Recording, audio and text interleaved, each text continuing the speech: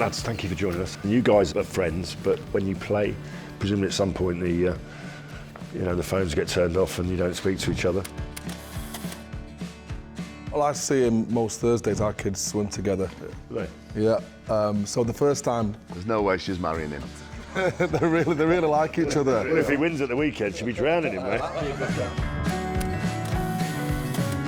I got the job 3.5 years ago, and he was one of the first people to call me, which shows the kind of calibre of a man he is. But the first time I saw him was a couple of months after that in our swimming trunks in the pool. So we were totally bare, you know what I mean, metaphorically, physically, and Breathing in. Yeah, I think from that, like, we struck a chord where we're always going to be all right off the field, like you say, not in the week leading up. I forgot the three of us played together, actually, and against each other. I think we all know who the dirtiest player was, don't we? Yeah, we do, yeah. Yeah, lol, and you never got pulled for it, did you? I obviously went to the dark side and went and worked in the media, and you two went straight into coaching, I think.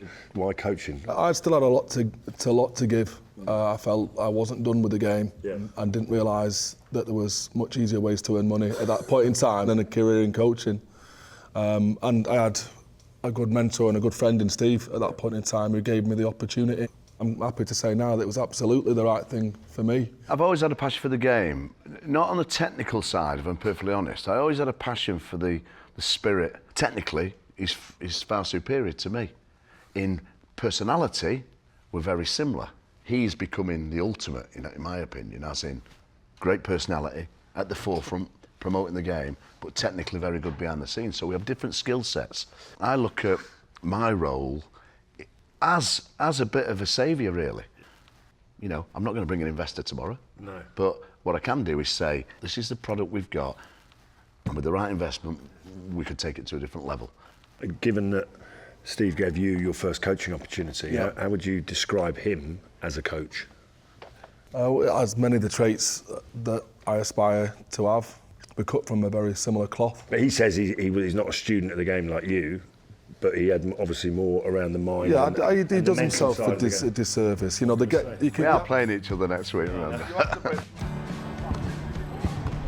So I used to use the underdog mentality as a player, and I use that in my coaching with Newcastle now. We are the underdog. Well, let's talk about that then, because it's billed as a derby, but geographically it's not. But in terms of bragging rights in the north, it very much is, isn't it, really? Certainly, like, you don't want to give up that kind of King of the North title that we've used in the past. Yeah.